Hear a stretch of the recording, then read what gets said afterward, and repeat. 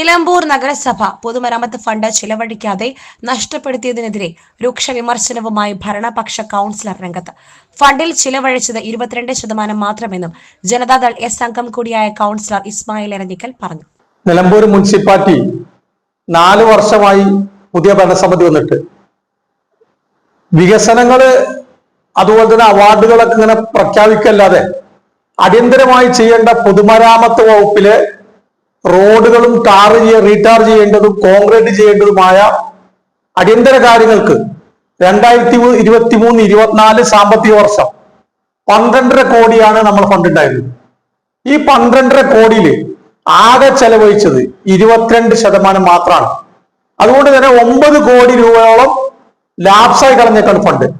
അതുകൊണ്ട് അടുത്ത സാമ്പത്തിക വർഷത്തില് നമുക്ക് ഫണ്ട് ഇനത്തിൽ ഏകദേശം 9 കോടിയോളം നഷ്ടമാണ് വരാൻ പോകുന്നത്. ഇത് ചെലവഴിക്കാത്തതുകൊണ്ട് 12 കോടിയിൽ മൊത്തം 18% ചെലവാക്കിയതും മുൻ ചെലവാക്കേണ്ട ബില്ലടക്കം വരുമ്പോൾ മൊത്തം 23% ഈ 12 കോടി ചെലവാക്കിയിട്ടുള്ളത്.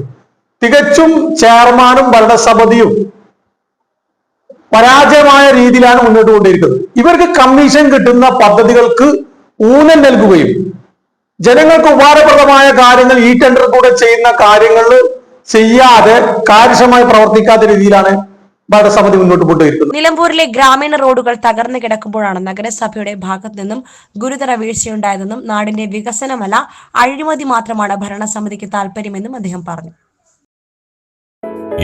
Gold pure gold group Nilambur.